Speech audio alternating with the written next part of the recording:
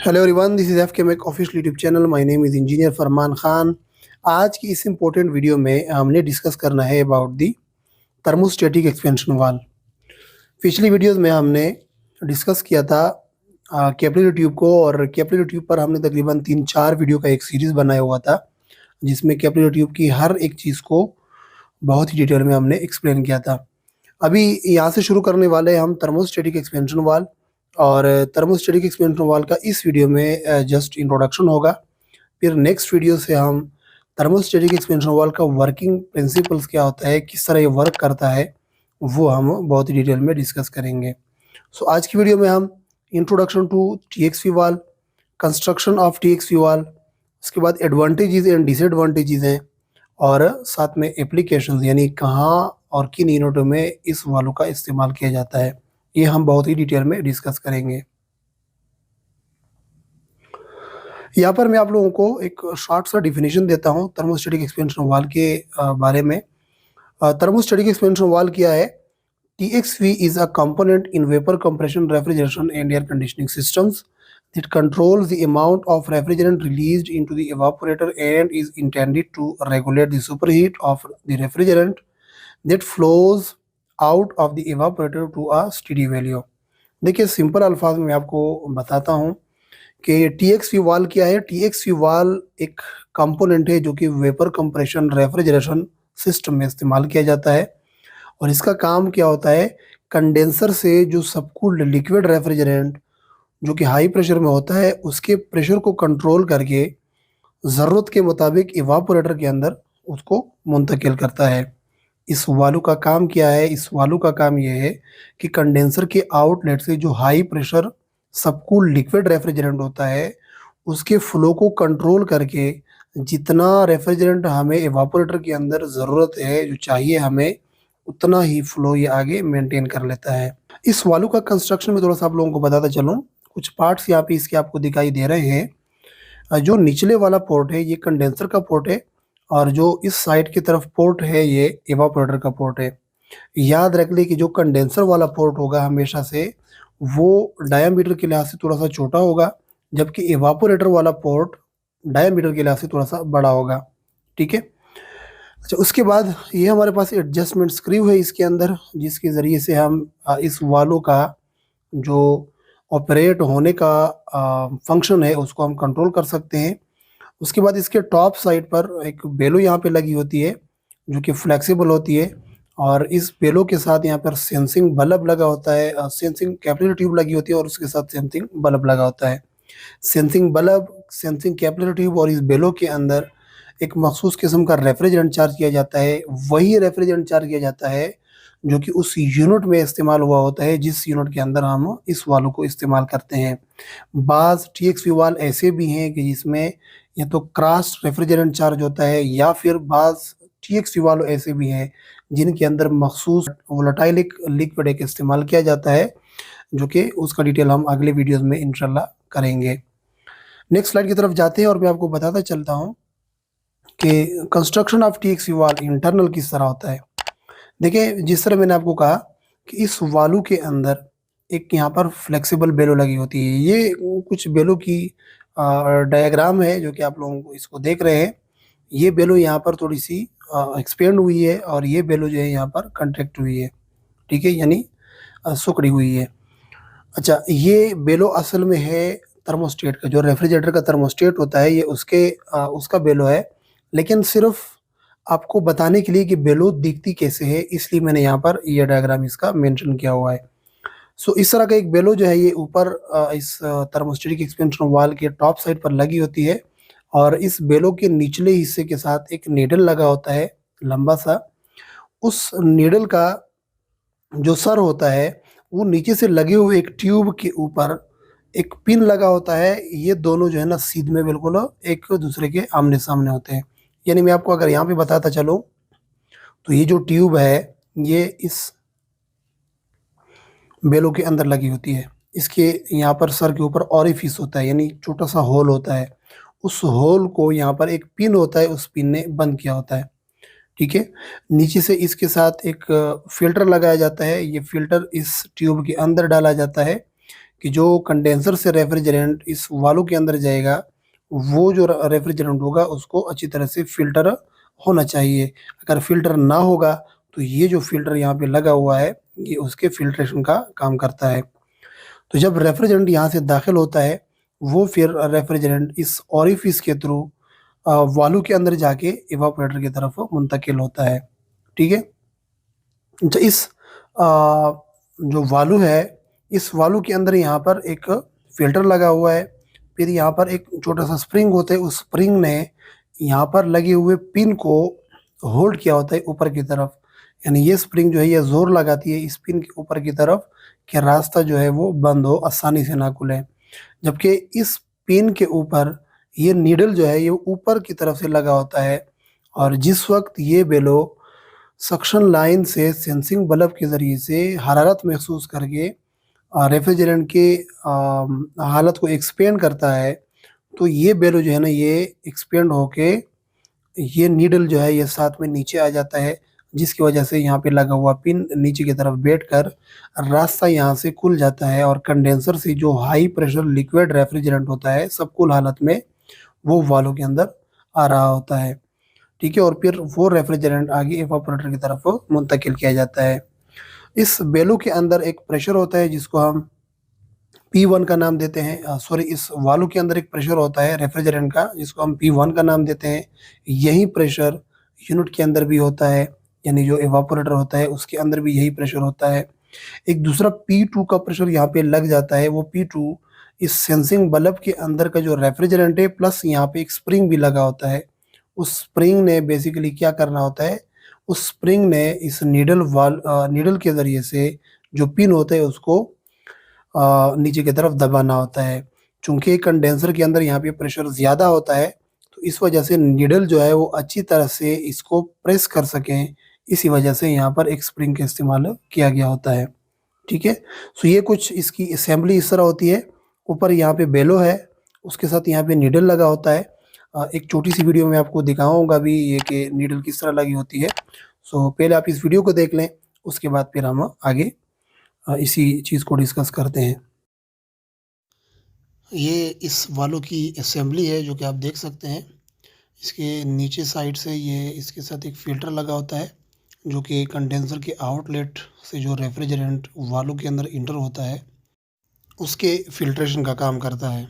तो ये आप देख सकते हैं, ये इसका नीचे वाला होल है और इसको फ्लेयर टाइप बनाया होता है क्योंकि इसको जो नीचे से फ्लेयर के ज़रिए से कनेक्ट किया जाता है और इसके ऊपर फिर फ्लेयर नट चढ़ाया जाता है।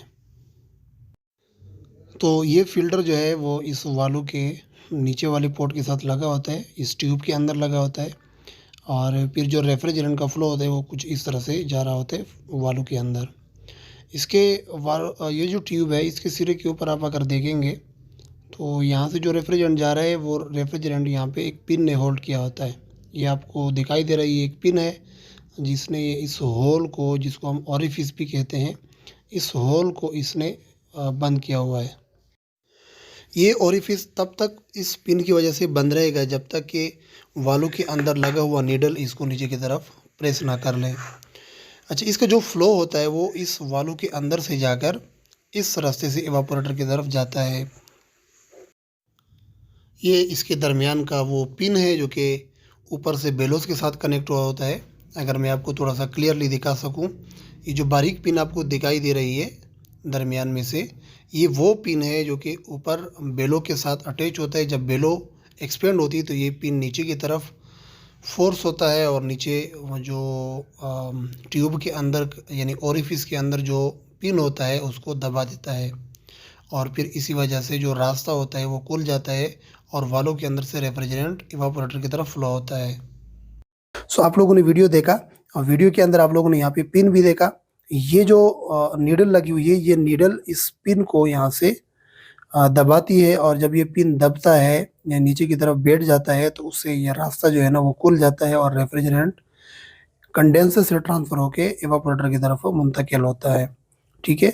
सो इस जगह यानी इस स्पेस के अंदर ये ट्यूब इंटर होता है, फिर उसके बाद उसके अंदर ये फ़िल्टर जो है ये यहाँ से इंटर होता है, और ये जो पोर्ट है ये कंडेंसर के लिए इस्तेमाल किया जाता है, ये वाला पोर्ट जो है ये इवापोरेटर के लिए इस्तेमाल होता है। इस वाल्व का जो सेंसिंग बल्ब है ये सक्शन लाइन के साथ लगाया जाता है। किस तरह वर्क करता है ये इंशाल्लाह मैं आप लोगों को अब अगली वीडियो में बताने की कोशिश करूंगा। यहाँ पर मैं आपको बताता चलूँ कि थर्मोस्टेटिक एक्सपेंशन वाल्व के एडवांटेजेस और डिसएडवांटेजेस क्या होते हैं। क्या मसला था ऐसे कैपिलरी ट्यूब में कि जिसकी वजह से हम प्रेफर करने लगे थर्मोस्टेटिक एक्सपेंशन वाल्व को, कि थर्मोस्टेटिक एक्सपेंशन वाल्व को इस्तेमाल करना चाहिए, कैपिलरी ट्यूब का भी इस्तेमाल नहीं करना चाहिए। सो इस वाल्व के डिसएडवांटेजेस इतने ज़्यादा नहीं है, फ़ायदे इसके ज़्यादा हैं, नुकसानात इतने ज़्यादा नहीं है।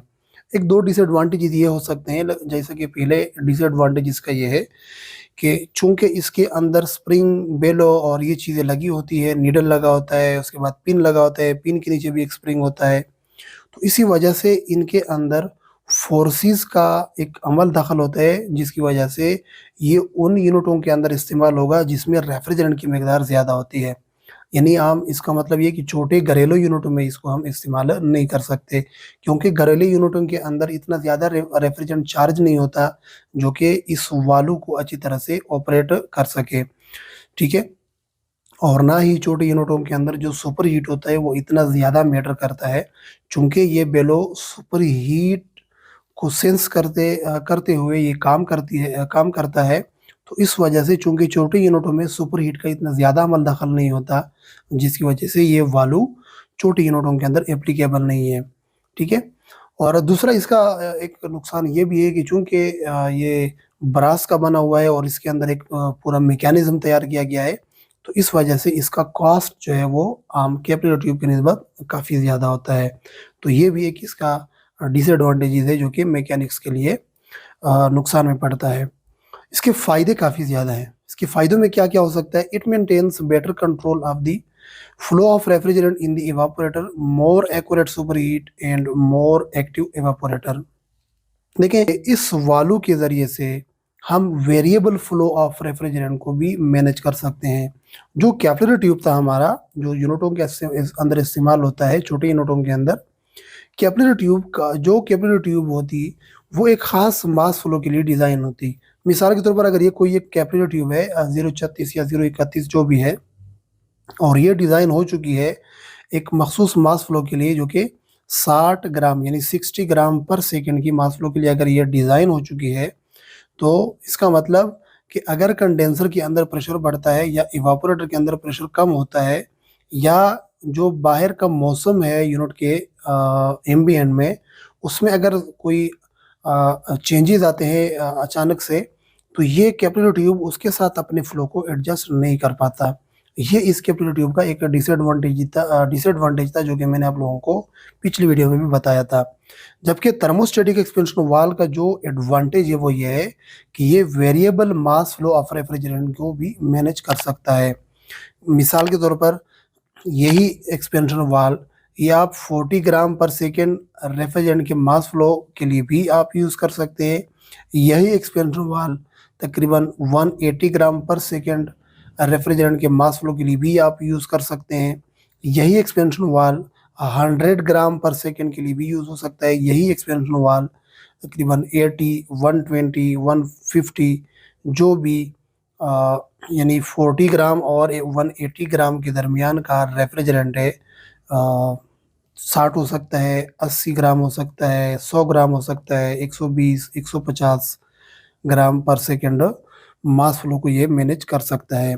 तो इस टीएक्सवी वाल्व का सबसे बड़ा फ़ायदा ये हो गया कि इसके ज़रिए से हम variable mass flow of refrigerant भी मैनेज कर सकते हैं, जिसकी वजह से हम इस वाल्व को ही यूज़ करना यानी इसको हम प्रेफ़रेंस देते हैं।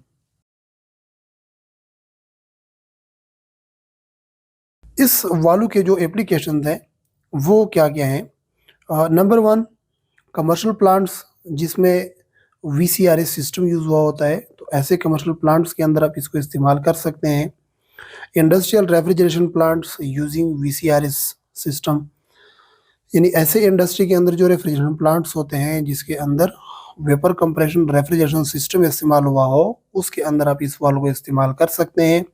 High capacity split air conditioner units, जो थोड़े से बड़े कैपेसिटी वाले एसी यूनिट्स हैं, उनमें भी आप इस वाल्व को इस्तेमाल कर सकते हैं। उसके बाद पैकेज्ड एयर कंडीशनर यूनिट्स, उनके अंदर आप इसको इस्तेमाल कर सकते हैं। सेंट्रल एयर कंडीशनिंग यूनिट्स, जिसमें एयर हैंडलिंग और एफसीयू लगे होते हैं, उनमें भी आप इस वाल्व का इस्तेमाल कर सकते हैं। उसके बाद आइसक्रीम मशीन, वेंडियम मशीन जो मिल्क वगैरह के लिए इस्तेमाल होता है, या वाटर चिलर, उनके लिए भी ये इस्तेमाल हो सकता है। ईटीसी एक्सेट्रा, मतलब और भी काफ़ी सारी चीज़ों के लिए इस्तेमाल हो सकता है। कोल्ड स्टोरेज में इस्तेमाल हो सकता है, और भी ऐसे काफ़ी सारे एप्लीकेशन है जो कि उनके अंदर आप इस वालों को इस्तेमाल कर सकते हैं। सो नेक्स्ट वीडियो में हम कोशिश करेंगे कि working of thermostatic expansion valve के बारे में बहुत ही डिटेल में आप लोगों को समझाता चलूँ। अगर वीडियो पसंद आई हो तो प्लीज़ वीडियो को लाइक और शेयर ज़रूर कर दें, और अगर चैनल पर नए हैं तो प्लीज़ चैनल को सब्सक्राइब करना ना भूलिएगा। अनटिल टू नेक्स्ट वीडियो, मुझे दीजिएगा इजाज़त। अल्लाह हाफिज़।